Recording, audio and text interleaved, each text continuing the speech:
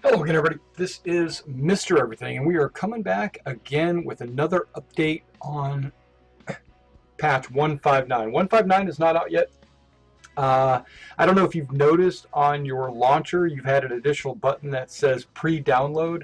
I think what they're doing is as they finish files that they know are definitely going to be in the patch, they are sending it out a little bit at a time to us as players so that when the patch does go live, it doesn't overwhelm the servers. It's not super long file that takes hours to download. All right, now if you saw my first patch, and you can find my link to the first patch. What am I saying? You can find the link to the first part of this update, because I did an update about a week ago on 159, and in the last week there has been some additional information that's come out on 159, so I thought I would add to my last video. Okay, so in the previous video we talked about a lot of these different assets that are going to be in 159. Like, we had already talked about the T29. We had already talked about the M48. We had already talked about the LVT. We talked about the Sheraton. We did not talk about the B-18, so we'll be talking about that today. We already talked about the cockpits for both the P-61 and the 109. We did not talk about an updated model for the B-29. So these two bombers we haven't talked about. Yak-30, we've already talked about. Did not talk about this bomber. It falls right on in with these three bombers. And the IT-1, we did not talk about that. We did talk about the ASUs, the 57 and the 85, which I think are both cool. The KV-2 we did not talk about. We did not talk about the IS-3 or the KV-2 754 with Russian gun, but owned by Germany, right? That's usually what that R is, because Germany used to capture a lot of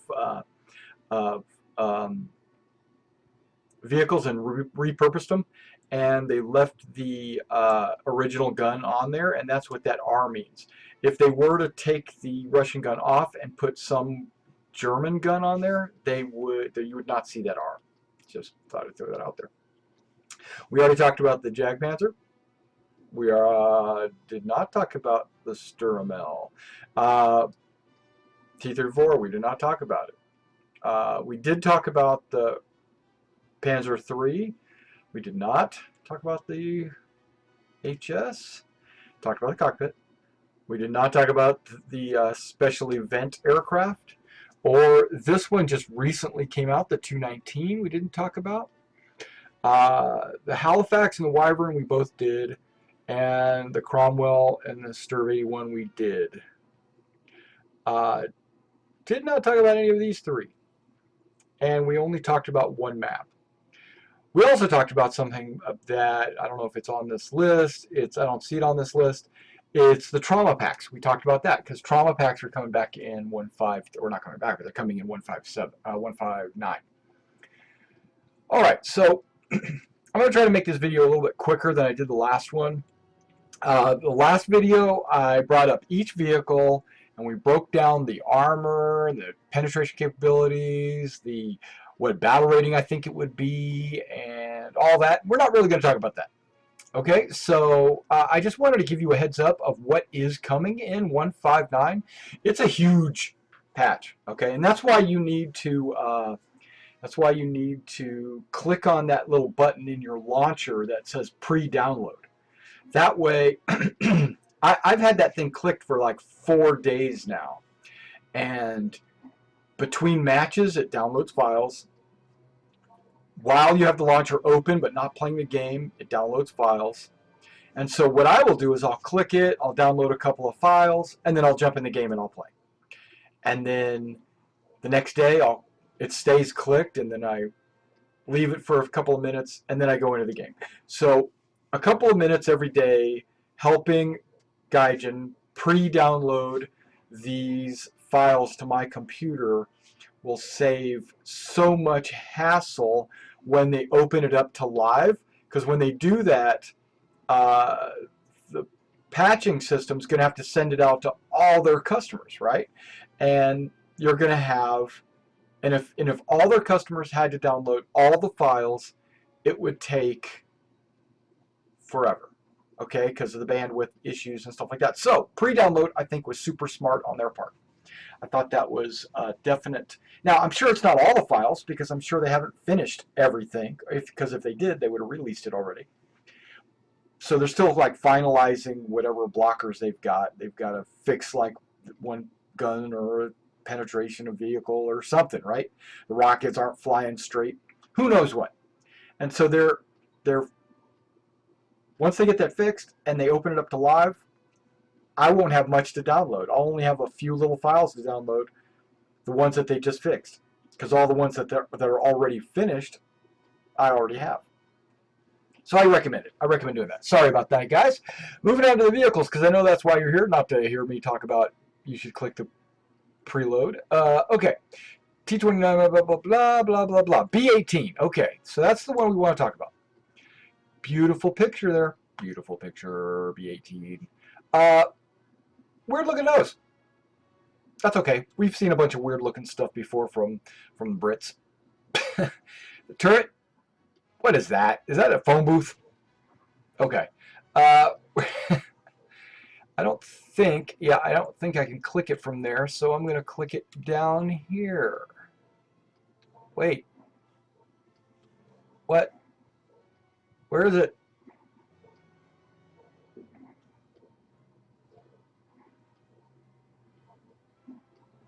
It's not the Halifax. I don't see a link. So, not a link. Okay. So let's do this. B18, right? That's what we're looking for. Let's go to news. I could have swore there was a link for the B18 just recently. That's the strat. That one just came out. I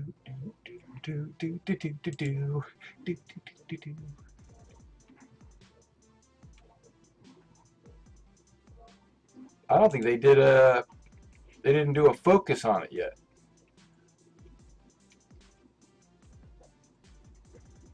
Okay, so they didn't do a focus on the B18 yet.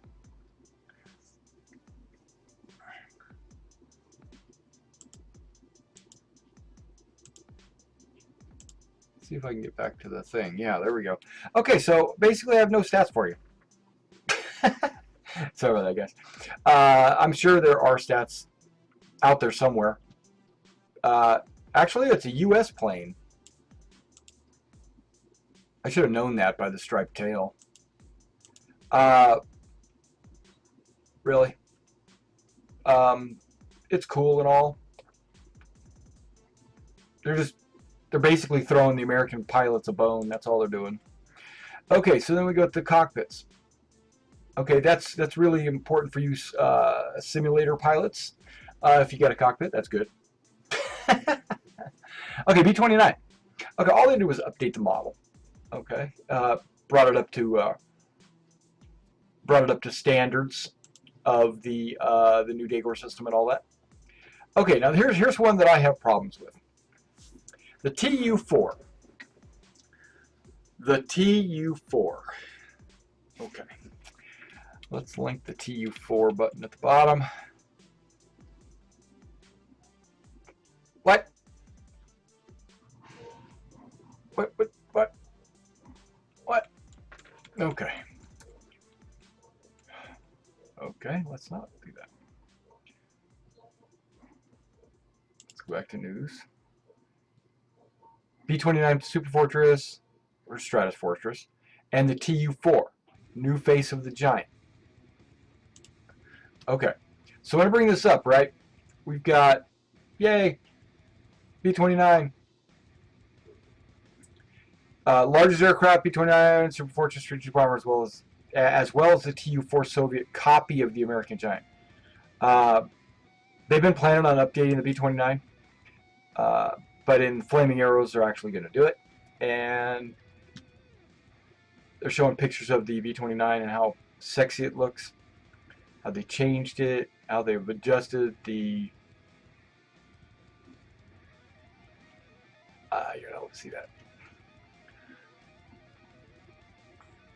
Okay, but apparently... Okay, apparently the B-29 had crashed in Russia, right? There was a B-29 that crashed in Russia. The Russians took it, and they they put more powerful engines on it. They put cannons on it. They basically souped up the B-29. Okay.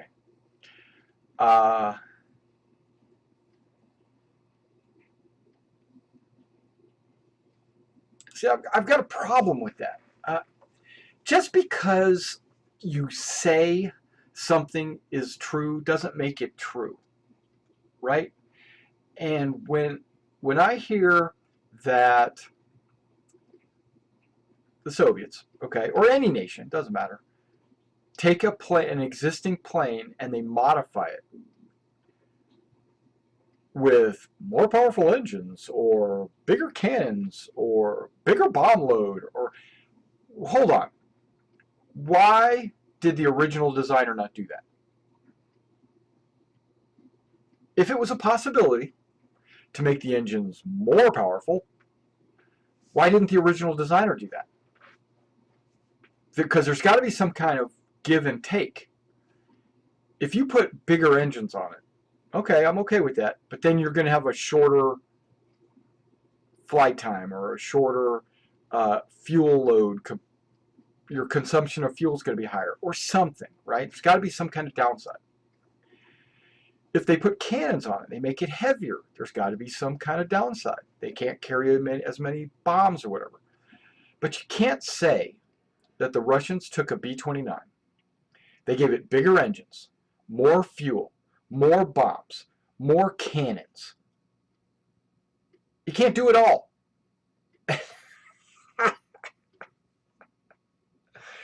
Now, if they're implying that the Russian engines are just better, I mean, the engineers in Russia were better and could get more horsepower out of the same weight. Well, that's personal conjecture. That's personal opinion. Right? Yeah.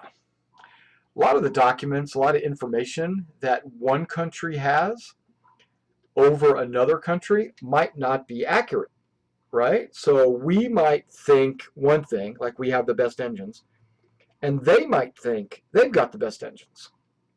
But I bet you in reality they were the same engines. We might have put machine guns on there because we wanted, or we didn't think we would need, cannons, because the ammo would cost too much, or the weight would be too high. And if they want to put cannons on there because they prefer cannons over, there's got to be a give and take. And if there's not a give and take in the game, right, which there probably isn't, because you've only jump in a B-29, fly over the targets, blow them all up, and then the game's over. Because that's how B-29s are in this game. They're broke. It really doesn't matter if you put you could put laser weapons on this thing. It doesn't matter because there's not going to be any performance difference. Unless the Russian bias comes out and they say Russian stuff is always better, and then they make it so that the Russian stuff is always better. If that's the case, then I don't know. I'm disappointed. You know, and there's not really any way that they can just go out and test a B-29 in reality. I mean, they can talk to all the developers and they can read the documents and stuff, but it's going to be biased. The American books are going to have American bias, and the Russian documents are going to have Russian bias. German documents are going to have German bias. So everything's going to be biased. So it's really hard to say. You know, I don't think they should. I don't mind them making this plane, but really, um, it's going to break. It's not going to break anything. It gives the Russians an opportunity to do the exact same thing the Americans are doing. The Americans they got the B-29 and they wreck bases. I mean, wreck them. And they've got good firepower, good durability, good altitude, good speed. It's basically the best bomber, right? And of course it is, because it's the last bomber. I mean, there's jets afterwards with, okay. So, and the Russians players were probably complaining because they didn't have anything like the B-29. But that was a reason. I mean, that if this plane crashed in Russia, which it did, and they Afro-engineered it, or if they back-engineered this to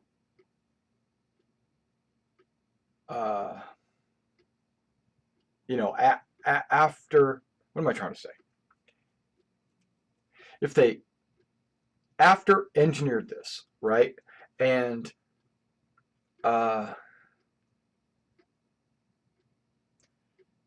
made it with components and parts that they own and rebuilt it, right, which I understand that. How many of them do you think they made? I don't think that the Soviet Union made a bunch of these planes. But you know what? We're going to see a bunch of them in the game. That's what I hate. I hate stuff in the game that there's only a handful in reality that were ever made, and maybe not even engaged in any kind of combat. But we see them over and over, like the XP-50 or the shoot, I don't even know, XP-55 or whatever. They made a handful of those. Did they ever engage in combat? No. Do we see them all the time? Yes. Why? Because they're awesome. And that's screwed up. That's not the way it should be. If the Russians had one of these, had 10 of these even, should we see them in every match? In my opinion, no. And that's, there's going to have to be some kind of give and take. That's all I'm saying. I mean, it just doesn't make sense to just give everybody everything, you know? Okay, sorry. Moving on, because that's a hot topic for me in the game, is I'm a War Thunder player because I love history. Not because I like the game. Not because I want to challenge my jet versus your biplane or something. No, I'm not like that. What I want is an actual historical confrontation battle. I want planes that actually historically fought against other planes in the proper numbers. You know, I don't know. I would prefer there to be some kind of consequences to our battle actions, because right now the only consequence is, does your pilot get experience or not? Do you get lions or not? And do you get a badge? Are you considered a rammer? You know, that kind of, and do you unlock patches? That, to me, that's all well and good for a game, but I'm trying to play War Thunder as a historical simulation and not I'm trying not to game the game. I don't know if you know what I'm talking about there. If you feel the same way, make a comment in my comments. If you don't feel the same way, then that's okay. Everybody has their own opinions. A lot of people play games just because it's a game, and they can log in, blows a couple of things up, and they'll log out. But that's not what I'm looking for. I'm looking for like the look and the feel of old school World War II battles. You know, I wanna escort bombers with my P-47s and get to a point that I have to turn around, because that's never going to happen in this game, because my P-47s carries enough fuel to last an entire match. Plus, my airfield is right below me. So I just take off, shoot a couple of things, land, rearm in like 10 seconds, take off, shoot a couple of things, and land. And I really am looking forward to World War mode. Sorry, I got distracted. That has nothing to do with 159. If it is in 159, I'll be super excited. But I am looking so forward to the World War mode, and I don't know all the details on that. Okay, no, we didn't talk about the IT-1. Okay, the IT-1, it's just another later war. You can kind of see the, what is that, a Christie suspension? It is it looks a little bit like a T-62 or a T-50 something, right? T-50, what is it, T-55? It looks kind of like that with missiles instead of a cannon. Okay, moving on. Do we really need a KV-2 ZIS-6? Do we really need that in the game? Look at that. That's why they got returned. Look at that. It's not like a super, it's like a, what is a ZIS-6? I don't think they tell us at the bottom. KV-2 ZIS-6. Do you see KV-2 down here? No. Okay, moving on. Cause see, that's what I think, KV-2 right there. That's what I think of a KV-2. What is that, a 152? That's got to be maybe a 76, maybe a 76, long 76.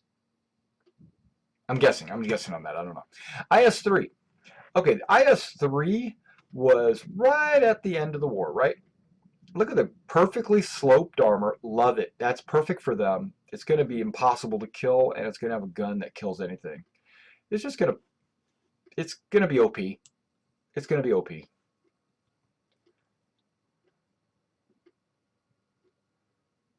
What I would like to have done, and I'd like someone to do this, is to tell me the strength, the tensile strength of Russian steel compared to German steel compared to American steel, right? Because I believe that the British and the Americans had a unique way of making steel that was twice as strong as Germany and Russia. Okay, if it wasn't twice as strong, it was at least fractionally stronger. And if that's the case, if that is the case, which I think it is, during World War II, I think this is the case, then your 50 millimeters and my 50 millimeters should be different. So if I've got a 50 millimeter armor plate and you have a 50 millimeter armor plate, my 50 millimeters should be stronger. And I do believe that's why a lot of the American tanks had thinner armor, because they knew it was stronger. Now that would also impact the rounds. So if you've got an armor piercing round made out of rubber, and I've got an armor piercing round made out of steel, the steel will penetrate, even if it's a lower velocity, lower weight, it's going to penetrate more than that 500-pound rubber, right? So that 152, yeah, okay, it's great. But but an American 152 would penetrate more. I don't mean to downplay Russian bravery and their engineering skills, because they did a lot of stuff with what they had.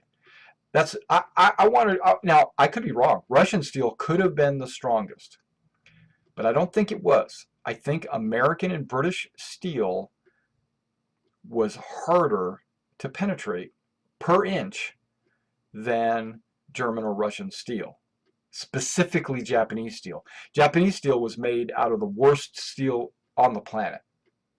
So if they had 200 millimeters, it probably wouldn't even equate to 50. So that's why don't understand why people are looking forward to get Japanese tanks, because you should be able to penetrate a Japanese tank with a 45 millimeter pistol. 45 caliber, I mean. Okay, so moving on. Okay, so Sturm Emil. That's just another self-propelled gun. They're really going hog crazy on the self-propelled guns. But you know, that's, what is that? Probably an 88, maybe. Sturm Emil. Let's see if that's on our list. Oh, it is. There we go. Boop, boop, boop, be doop. Okay. Oh, little vehicle, little video, nice. Boom. Yay. Rocks. Okay, that guy in the back, he needs to duck. Okay. More Nashorn, you know, rank 3, powerful. Okay. New addition to powerful rank 3 vehicles, the Dicromax and the Nashorn. Okay. A new hero, an upcoming release, Super Emil. Okay. 39, effective against imaginable one. So it should be rank 2, right? It shouldn't be rank 3. 128, flak 40. Nice. Wait. What?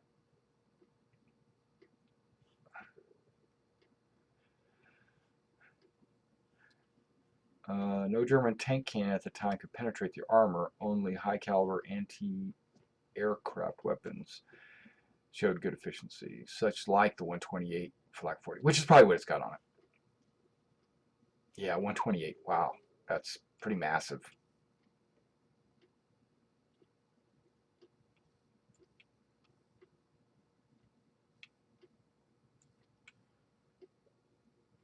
I know these screenshots in, you know, they all look great, but it doesn't look exactly like that in the game, as you can see. But it looks good.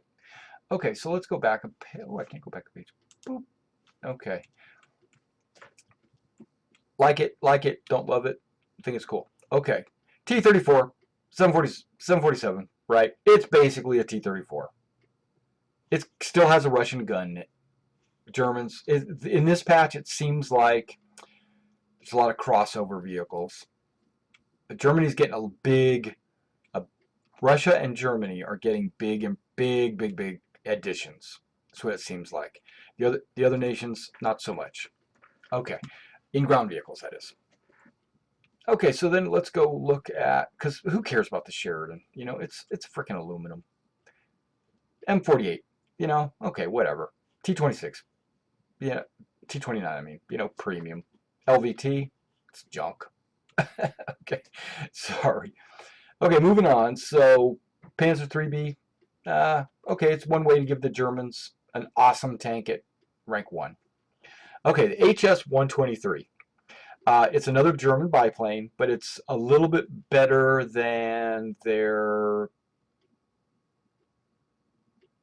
what are they? I want to say KI-10s, but that's Japanese. HS-10s? No, I can't remember what they are. But 120,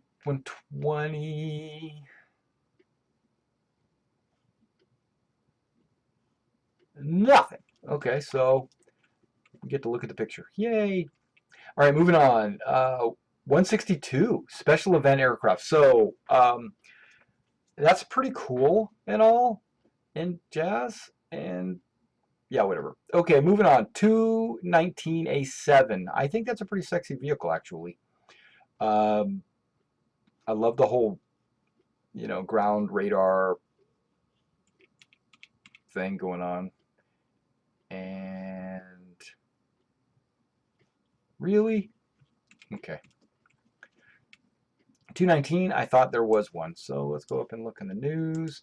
And really, I didn't think this video was going to take this long.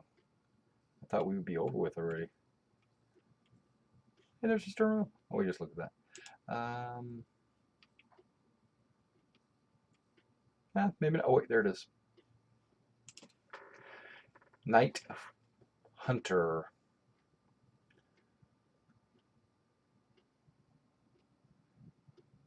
Of course, taking bombers. I don't know how good it is. Oh, look at all those guns underneath it. Look at that underneath. When it shows it, when it flips it over. Right there, look at that. Oh my gosh, there's going to be some guns. Okay, what does it say? It says it has ejection seats, newest radar, accurate guns, powerful engines in 1942. 6 cannons. So it's weird. It's got 6, 3 groups of 2 different cannons. Okay. Wow. Uh,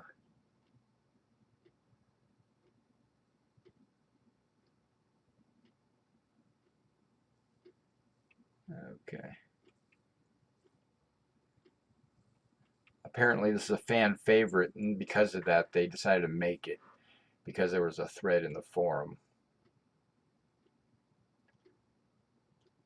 Okay, so if there's something you want, make a thread. Maybe somebody will hear you. That's what I'm gathering from that.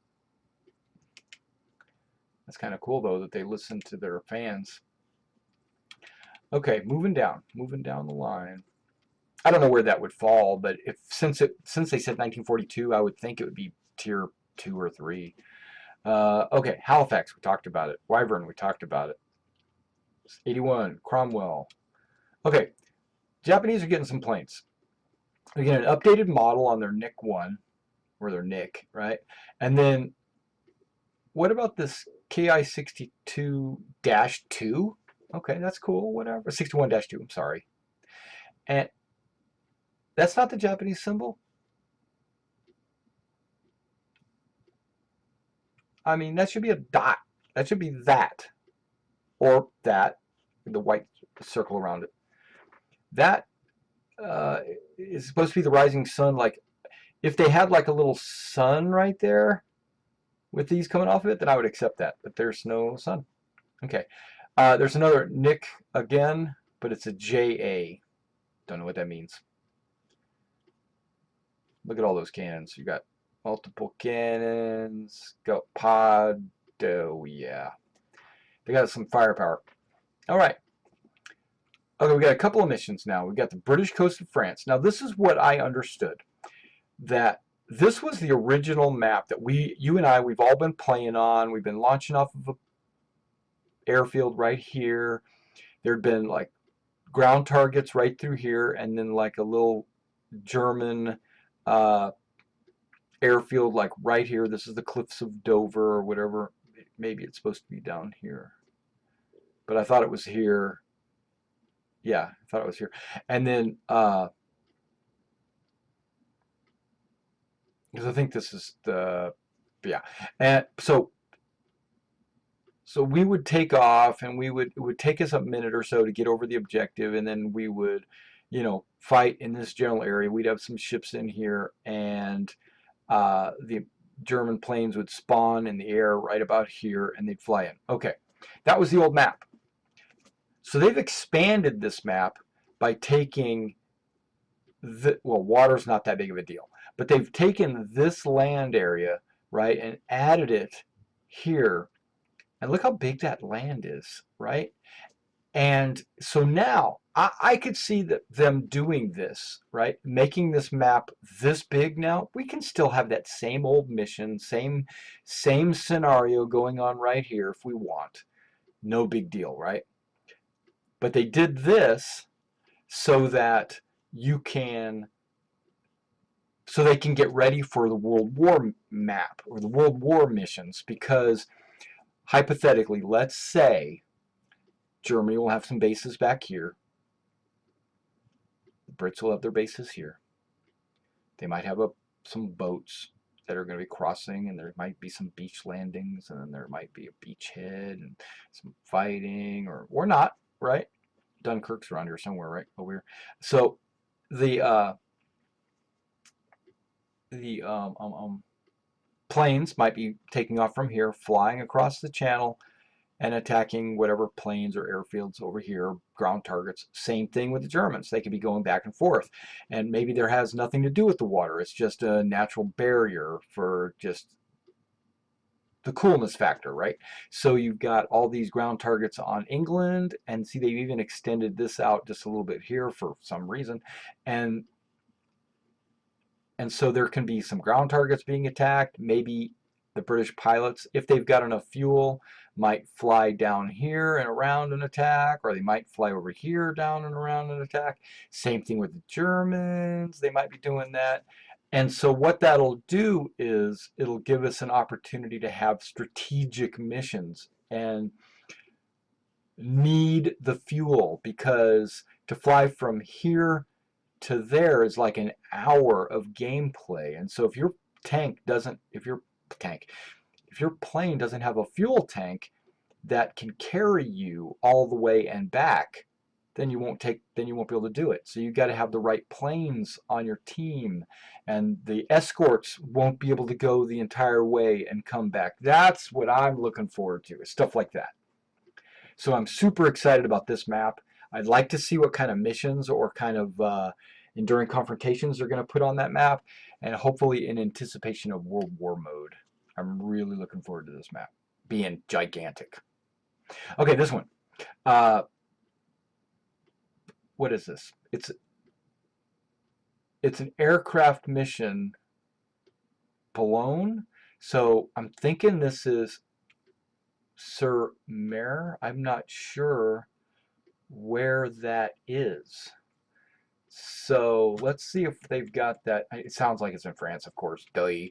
But where? Where? Okay.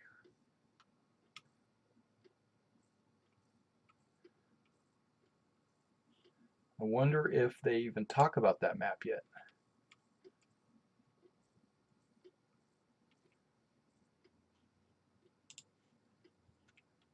Because there's that new location we've already talked about. I talked about it when that pretty much came out. Okay, that's another map review, but that's one that's already out.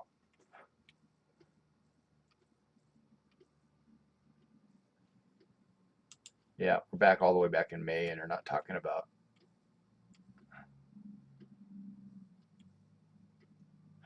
Yeah, they don't talk about that map. So look that up in Google search or whatever and see if you can tell me where that map is at. Because I'm curious.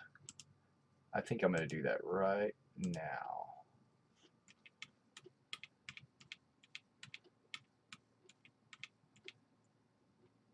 Just for your enjoyment. Okay. Boulogne-sur-Mer. See, the Sur-Mer is what's throwing me off. Okay, how do I spell this? Boulogne dash Sur dash Mer. There's a bunch of images for Boulogne-sur-Mer. Okay, it says Boulogne-sur-Mer, often called Boulogne, in the city in northern France, Pas de Calais. So it's probably in this area somewhere. Let's get a world map. It didn't need to be. Ah, there it is. Okay, bringing that over. Collapse that. Okay, so there's this. This is the Dover. There's the map, right? That big map that they talked about, the original, and this is the new map. And there's Boulogne-sur-Mer right there. So why is there a Boulogne-sur-Mer Pas de Calais, right? So why is there a aircraft mission Operation Boulogne-sur-Mer, which is taking place right here, when they already have this map right here? All right, if you know, let me know. All right, guys, thanks for coming out and checking out this video, and I'll catch you next time.